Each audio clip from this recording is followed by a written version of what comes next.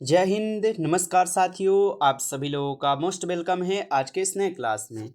साथियों, आज के इस क्लास में हम सभी लोग पढ़ने वाले हैं एसएससी एमटीएस के एग्ज़ाम के लिए मोस्ट इम्पॉर्टेंट प्रीवियस ईयर के क्वेश्चन को, जो कि साथियों आपके एसएससी एमटीएस के एग्ज़ाम के लिए काफ़ी इम्पोर्टेंट क्वेश्चन है। तो साथियों, आप सभी लोग इस क्लास को बिल्कुल अच्छी तरीके से लास्ट तक देखिएगा और इस क्लास में दिए जाने वाले सभी प्रश्न को साथियों आप अच्छी तरीके से ज़रूर याद कर लीजिएगा, जिससे कि आप अपने एग्जाम में सभी क्वेश्चन को आसानी तरीके से बना पाएंगे। तो चलिए साथियों, क्लास को स्टार्ट करते हैं। उनसे पहले यदि आप इस चैनल पर पहली बार जुड़ रहे हैं तो साथियों आप इस चैनल को सब्सक्राइब कर लीजिए और सब्सक्राइब करके आप ऑल नोटिफिकेशन को ज़रूर ऑल पे दबा लीजिएगा, जिससे कि जब भी कोई नई क्लास हो सबसे पहले क्लास का नोटिफिकेशन आपके पास पहुंच सके। तो आप इस चैनल को साथियों सब्सक्राइब कर लीजिएगा, साथ ही साथ आप इस क्लास को भी लाइक ज़रूर कर लीजिएगा। तो चलिए साथियों, क्लास को स्टार्ट करते हैं और देखिएगा साथियों क्वेश्चन क्या दिया गया है। साथियों, क्वेश्चन दिया गया है कि संविधान का कौन सा अनुच्छेद नए राज्यों के गठन से संबंधित है। चलिए साथियों आंसर लगाइएगा। ये सभी क्वेश्चन साथियों काफ़ी इम्पोर्टेंट और सेलेक्टेड क्वेश्चन लिए गए हैं और ये हर एक टॉपिक का निचोड़ प्रश्न है, जिससे कि साथियों आपके पेपर में 100% ये सभी क्वेश्चन आपको देखने को मिलेंगे। तो आप अच्छे से इन प्रश्न को याद कीजिएगा और बताएंगे कि संविधान का कौन सा अनुच्छेद नए राज्यों के गठन से संबंधित हो जाएंगे। तो यहाँ पे आप इस क्वेश्चन का सही जवाब ऑप्शन डी कीजिएगा साथियों, अनुच्छेद 3 हो जाएंगे, आर्टिकल 3 है। ऑप्शन डी यहाँ पे आपका बिल्कुल सही जवाब है। अगला प्रश्न क्वेश्चन है साथियों कि निम्नलिखित में से किसके पास अध्यादेश प्रख्यापित करने की शक्ति है। चलिए साथियों आंसर लगाएंगे। निम्नलिखित में से किसके पास अध्यादेश प्रख्यापित करने की शक्ति है। तो आप याद रखेंगे अध्यक्ष के पास है, यहाँ पे प्राइम मिनिस्टर हो जाएंगे। ठीक है, आप याद रखेंगे यहाँ पे प्राइम मिनिस्टर हो जाएंगे। ऑप्शन बी इस क्वेश्चन का सही जवाब होगा। अगला प्रश्न क्वेश्चन है कि हिंदुस्तान सोशलिस्ट रिपब्लिक एसोसिएशन की स्थापना किस वर्ष की गई थी। तो हिंदुस्तान सोशलिस्ट रिपब्लिक एसोसिएशन की स्थापना साथियों ये किस वर्ष की गई थी। तो आप सभी लोग याद रखेंगे साथियों 1928 में की जाती है। ऑप्शन ए आपका यहाँ पे सही जवाब है, 1928 में। अगला प्रश्न देखिएगा साथियों, क्वेश्चन है कि गद्दर पार्टी की स्थापना हुई थी। बताइए कि गद्दर पार्टी की स्थापना कहाँ पर हुई थी। तो गद्दर पार्टी की स्थापना अमेरिका में होता है। ऑप्शन डी इस क्वेश्चन का यहाँ पे सही जवाब है साथियों, अमेरिका में। नेक्स्ट क्वेश्चन देखिएगा। क्वेश्चन दिया गया है कि निम्नलिखित में से कौन सा शहर गंगा के तट पर स्थित नहीं है। चलिए साथियों आंसर लगाएंगे कि निम्नलिखित में से कौन सा शहर गंगा के तट पर स्थित नहीं है। तो साथियों याद रखेंगे आप सभी लोग, जयपुर साथियों ये गंगा के तट पर स्थित नहीं है। तो ऑप्शन डी इस क्वेश्चन का आपका सही जवाब है, जयपुर।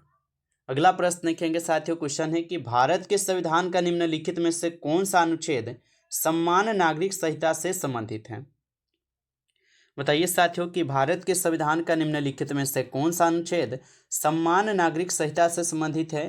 तो साथियों याद रखेंगे अनुच्छेद यहाँ पे 44 हो जाएंगे। ऑप्शन बी इस क्वेश्चन का आपका यहाँ पे सही जवाब है, अनुच्छेद 44। चलिए नेक्स्ट क्वेश्चन देखेंगे साथियों। नेक्स्ट क्वेश्चन आपका आता है, क्वेश्चन क्या दिया गया है कि 1857 में प्लासी का प्रसिद्ध युद्ध भारत के किस क्षेत्र में लड़ा गया था। बताइए साथियों 1857 में प्लासी का प्रसिद्ध युद्ध भारत के किस क्षेत्र में लड़ा गया था। तो साथियों याद रखेंगे पश्चिम बंगाल में। ऑप्शन डी इस क्वेश्चन का यहाँ पे आपका सही जवाब है, पश्चिम बंगाल में लड़े गए थे। नेक्स्ट क्वेश्चन साथियों, और क्वेश्चन क्या दिया गया है आप सभी लोगों का। क्वेश्चन है कि संविधान संशोधन अधिनियम 2002 सभी बच्चों को मुफ्त और अनिवार्य प्रारंभिक शिक्षा प्रदान करता है। लगाइए साथियों कि डैश संविधान संशोधन अधिनियम 2002 सभी बच्चों को मुफ्त और अनिवार्य शिक्षा प्रारंभिक शिक्षा प्रदान करता है। तो आप बताएंगे 86वां हो जाएगा। ठीक है, ऑप्शन सी यहाँ पे सही जवाब है, याद रखेंगे। अगला प्रश्न क्वेश्चन है कि विजय हजारे ट्रॉफी किस खेल से संबंधित है। तो विजय हजारे ट्रॉफी किस खेल से संबंधित है। तो क्रिकेट के खेल से संबंधित है। ऑप्शन डी सही जवाब है, क्रिकेट के खेल से। नेक्स्ट क्वेश्चन है कि टेबल टेनिस निम्नलिखित में से किस देश का राष्ट्रीय खेल है। बताइए साथियों कि टेबल टेनिस निम्नलिखित में से किस देश का राष्ट्रीय खेल है। तो याद रखेंगे आप सभी लोग साथियों, ये चीन का हो जाएंगे। ऑप्शन सी इस क्वेश्चन का सही जवाब यहाँ पर चीन के हो जाएंगे। अगला प्रश्न देखिएगा, क्वेश्चन है कि बारदोली सत्याग्रह 1928 का नेतृत्व किसने किया था। चलिए बताएंगे साथियों कि बारदोली सत्याग्रह 1928 का नेतृत्व किसने किया था। तो साथियों याद रखेंगे सरदार वल्लभ भाई पटेल जी के द्वारा की जाती है। ऑप्शन सी लगा रहे हैं, तो आपका सही जवाब है यहाँ पर सरदार वल्लभ भाई पटेल जी के द्वारा। नेक्स्ट प्रश्न देखिएगा साथियों, प्रश्न दिया गया है कि भारतीय संविधान में राष्ट्रपति के चुनाव की पद्धति किस देश से ली गई है। तो भारतीय संविधान में राष्ट्रपति के चुनाव की जो पद्धति है किस देश से ली गई है। तो साथियों आप याद रखेंगे यह लिए गए हैं आपके आयरलैंड के संविधान से। ऑप्शन सी इस क्वेश्चन का सही जवाब है यहाँ पर आयरलैंड के संविधान से। नेक्स्ट क्वेश्चन है कि 1857 के विद्रोह को भारत के प्रथम स्वतंत्रता संग्राम का नाम किसने दिया था। तो 1857 के विद्रोह को भारत के प्रथम स्वतंत्रता संग्राम का नाम किसने दिया था। तो साथियों याद रखेंगे बी.डी. सावरकर के द्वारा दी जाती है। ऑप्शन डी सही जवाब है बी.डी. सावरकर। नेक्स्ट क्वेश्चन देखिएगा साथियों, क्वेश्चन है बाल गंगाधर तिलक को भारतीय अशांति का जनक किसने कहा था। चलिए साथियों बताएंगे कि बाल गंगाधर तिलक को भारतीय शांति का जनक जो है किसने कहा था। तो आप सभी लोग याद रखेंगे साथियों, तो इस क्वेश्चन का यहाँ पे आपका सही जवाब ऑप्शन सी हो जाएंगे वेलेंटाइन चिरोल कहे थे। ऑप्शन सी इस क्वेश्चन का सही जवाब है। नेक्स्ट क्वेश्चन है कि मुजफ्फरपुर में किंग्स फोर्ट की हत्या का प्रयास कब किया गया था। बताइए साथियों मुजफ्फरपुर में किंग्स फोर्ट हत्या का जो प्रयास ये कब किए गए थे।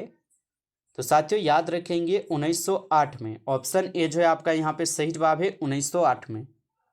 अगला प्रश्न देखिएगा साथियों, क्वेश्चन दिया गया है कि थियोसोफिकल सोसाइटी के संस्थापक कौन थे। बताइए साथियों कि थियोसोफिकल सोसाइटी के संस्थापक कौन थे। तो थियोसोफिकल सोसाइटी के जो संस्थापक थे साथियों यह हो जाएंगे आपके मैडम ब्लॉस्की। ऑप्शन यहाँ पर आप सभी लोग का बी जो है इस क्वेश्चन का सही जवाब है मैडम ब्लॉस्की हो जाएंगे। अगला प्रश्न देखिएगा साथियों, क्वेश्चन है कि सुप्रीम कोर्ट ने भारतीय संविधान के डैश अनुच्छेद के तहत इंटरनेट तक पहुंच को मौलिक अधिकार जो है घोषित किया है। तो सुप्रीम कोर्ट ने भारतीय संविधान के डैश अनुच्छेद के तहत इंटरनेट तक पहुंच को मौलिक अधिकार घोषित किया है। तो साथियों याद रखेंगे अनुच्छेद 19 हो जाएगा। ऑप्शन डी इस क्वेश्चन का सही जवाब है अनुच्छेद 19 होगा। अगला प्रश्न देखेंगे साथियों, क्वेश्चन है निम्नलिखित में से कौन सा यहाँ पर अनुच्छेद कहता है कि भारत में उपराष्ट्रपति होगा। चलिए बताएंगे साथियों निम्नलिखित में से कौन सा अनुच्छेद कहता है कि भारत में उपराष्ट्रपति होगा। तो आप बताएंगे साथियों अनुच्छेद 63 कहता है कि भारत में उपराष्ट्रपति होगा। अगला प्रश्न देखिए, क्वेश्चन दिया गया साथियों कि असहयोग आंदोलन कब समाप्त हुआ था। लगाइए आंसर। और साथियों अभी तक आप इस क्लास को जो है लाइक नहीं किए हैं तो आपसे हम छोटा सा रिक्वेस्ट करेंगे कि आप इस क्लास को एक बार ज़्यादा से ज़्यादा लाइक कर लीजिएगा। चैनल पे पहली बार यदि आप जुड़ रहे हैं तो आप इस चैनल को जो है सब्सक्राइब कर लीजिए। सब्सक्राइब करके आप ऑल नोटिफिकेशन को जरूर ऑल पे दबा लीजिएगा, जिससे कि जब भी कोई नई क्लास हो सबसे पहले क्लास का नोटिफिकेशन आपके पास पहुँच सकें। तो आप इस चैनल को भी सब्सक्राइब जरूर कर लीजिएगा। और यदि आपको रिविजन के लिए PDF चाहिए तो आप कमेंट करके बता सकते हैं। और चलिए लगाइए आंसर कि असहयोग आंदोलन कब समाप्त हुआ था। तो असहयोग आंदोलन 1922 में समाप्त होता है। ऑप्शन सी इस क्वेश्चन का सही जवाब है, याद रखेंगे।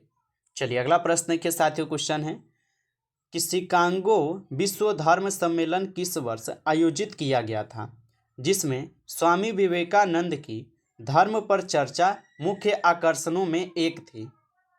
तो साथियों याद रखेंगे 1893 हो जाएंगे। ऑप्शन सी सही जवाब इस क्वेश्चन का आंसर। अगला क्वेश्चन है साथियों मुस्लिम लीग की स्थापना जो है कब हुई थी। बताइए मुस्लिम लीग की स्थापना कब हुई थी। तो मुस्लिम लीग की स्थापना जो है 1906 में होती है। ऑप्शन ए जो है आपका यहाँ पे सही जवाब है 1906 में मुस्लिम लीग की स्थापना होती है। चलिए नेक्स्ट क्वेश्चन देखेंगे साथियों, निम्नलिखित में से कौन सा राज्य भारत के संविधान की 6ठी अनुसूची में शामिल है। बताइए निम्नलिखित में से कौन सा राज्य भारत के संविधान की 6ठी अनुसूची में शामिल है। तो याद रखेंगे मिजोरम। ऑप्शन सी इस क्वेश्चन का सही जवाब है मिजोरम। अगला प्रश्न क्वेश्चन है कि भारत के राष्ट्रीय आंदोलन के संदर्भ में पूना पैक्ट पर कब हस्ताक्षर किए गए थे? तो भारत के राष्ट्रीय आंदोलन के संदर्भ में पूना पैक्ट पर कब हस्ताक्षर किए गए थे?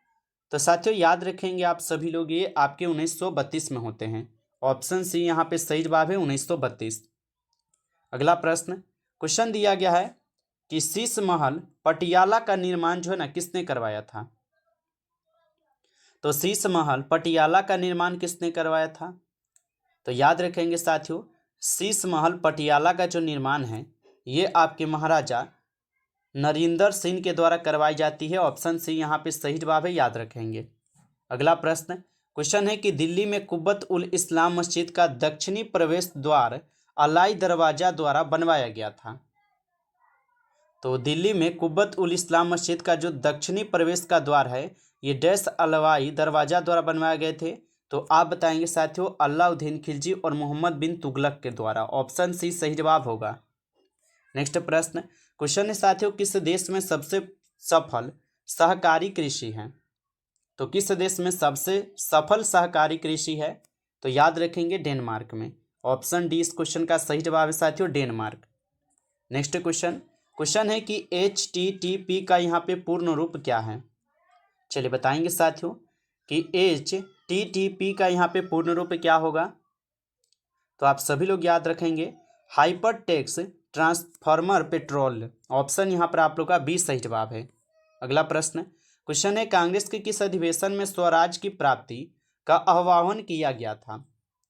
तो कांग्रेस के किस अधिवेशन में स्वराज की प्राप्ति का आह्वान किया गया था?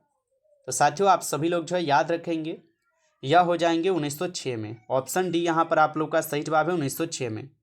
अगला प्रश्न क्वेश्चन है कि पुरातात्विक खुदाई के बारे में अर्नेस्ट मेके द्वारा लिखित पुस्तक का नाम क्या है?